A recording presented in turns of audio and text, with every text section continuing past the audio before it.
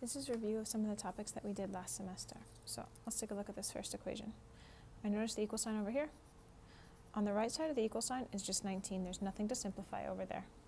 But on this side of the equal sign, I notice there is stuff to simplify because here there's a 3x and here there's a 5x. Those are like terms because they both have an x. So I can combine them. 3x plus 5x is 8x. This 7 and this negative 4 are also like terms because they don't have a variable attached to them. So 7 minus 4 is 3. So now I have 8x plus 3 equals 19. So my next goal is to get the x by itself. I'm going to start by subtracting 3 from both sides. I always deal with addition and subtraction first.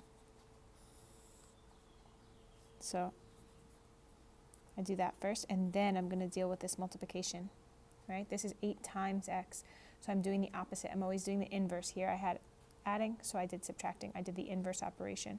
This is multiplication, so I'm dividing. 16 divided by 8 is 2.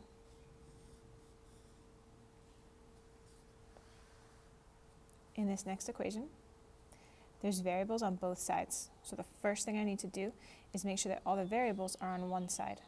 Okay, I can't have an x over here and an x over here if I want to get x by itself. So you could subtract 5x from both sides and get rid of the x's on this side, or you could subtract 2x from both sides and get rid of the x's on this side. I prefer to subtract 2x because it's smaller, and so now I'll end up with a positive number. I'll end up with positive 3x. If I had subtracted 5x, I would have ended up with negative 3x. So nice to just work with positive numbers.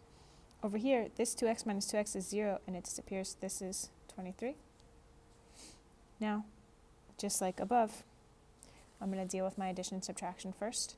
So if I want to get rid of minus 7, I'm going to do plus 7. I get 3x equals 23 plus 7 is 30. Then, when I divide by 3, because it says being multiplied by 3, so I'm doing the opposite, I'm dividing by 3, I get x equals 10. If I want to graph this line is in the form y equals mx plus b. This is the y-intercept over here. Okay, the number that's over here is called the y-intercept.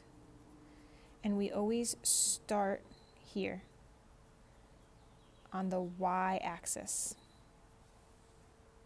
Okay, so I'm going to go to negative 4 on the y-axis, 1, 2, 3, 4, and place a point right there. This number, the number that's being multiplied by x, in this case it's a 3, is the slope. And slope always equals rise over run. In this case, I have a whole number slope, so I can change it into a fraction by putting it over 1. If you ever have a whole number, you can put it over 1 to make it into this fraction so that you can visually see that rise over run. So I'm going to go rise 3, 1, 2, 3, run 1. You can do it again to make your line neater. 1, 2, 3, run 1. And then in this case, we're not using graph paper or computer, right? So you're just going to sketch your line as best you can.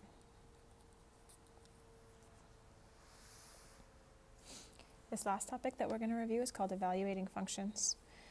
So this function is f, and the f function, you take a number, you multiply it by 2, and then you subtract 7. The g function, you take a number, you multiply it by negative 5, and you add 4. So if I evaluate f of 5, this means plug 5 into the f function. So it looks like this. I'm going to plug in 5 for x. So see where that x is? It says 2x minus 7. I'm going to write 2 times 5 minus 7, right? Instead of 2 times x minus 7, I'm writing 2 times 5 minus 7. 2 times 5 is 10, minus 7 is 3. G of 3. So I'm going to take that g equation, so I'm going to come up here. My g equation is negative 5 times x plus 4.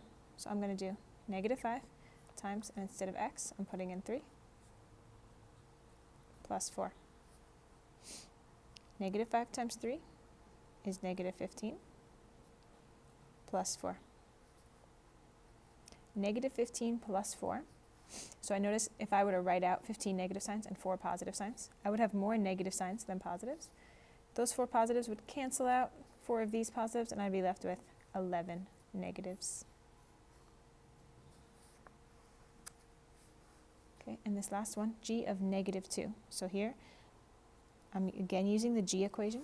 The g equation is negative 5 times x plus 4. So I'm going to write negative 5 times, instead of writing x, I'm putting in negative 2 plus 4. So that equals, negative times negative is positive, 5 times 2 is 10, plus 4, and that equals 14.